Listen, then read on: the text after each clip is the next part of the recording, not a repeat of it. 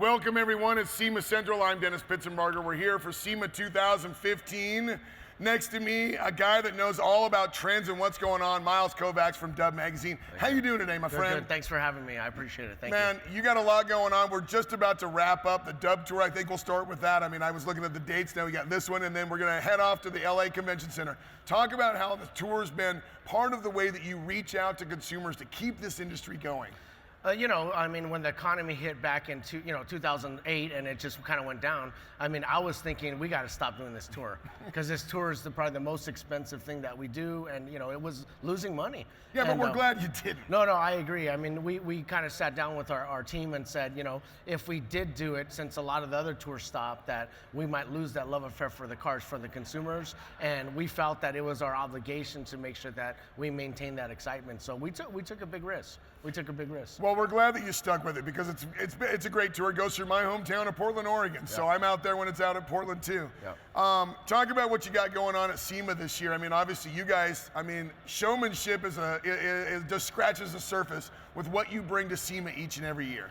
Being at SEMA, this is my 21st year at SEMA. Congratulations. So I'm old, right? So yeah, things are a lot different. They got to move the restrooms a little closer now, right? I can't stand in lines, but this show is just, I'm like a kid in a candy store every time I'm here, and being able to showcase new products and just seeing all the trends and everything else, and collaboration is a very unnatural act, but a necessary one. So to see all these builders and all these shops and all these parts companies collaborating, it's amazing. There's a magic here at SEMA that money can't buy. Well, now, when I brought you onto stage or said hello, I talked about you being a trendsetter, or really being a person that, if there's a few guys in the industry that I would say have the crystal ball, you have always thought several years ahead of where the trends have been.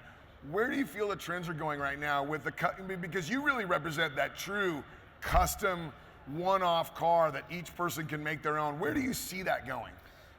I definitely see the hobby in general continuing. There's going to be a lot of changes, I guess, within the next 10 and 20 years. The racing and performance hall, right now it's 57 Chevys, 32s, and things like that. In 10 years, 20 years, it's going to be 89 Civics, Toyota Celicas, because you know what? I'll be 50, I'll be 60, and that's what I drove in high school. So we're the modern day hot rodders. Times are going to evolve. Racing and performance is definitely starting to come back. For a while there, not like the hot rod scene, but like the tuner culture. Yeah. That pretty much disappeared after Fast and the Furious and all the kind of bubble. But that's coming back really solid. A lot of the youth is really engaging in that, so that's really, really exciting. Ultimately, look around the show. This is a truck show now. So, if you walk around, there's more trucks here than there are cars, for sure. Well, when you made that mention about the Civic, what you drove in high school, I still have my 91 Z28. I don't know if that's going to keep coming back, third-gen Camaros, but that'll be all right with me to see a few of those come back. But you're right. What we thought was now traditional hot rods, that 57 Chevy, that 32 Ford, it will be weird to see it as my 91Z. Well, your 89 Civic. Chip Foose is right over there, right?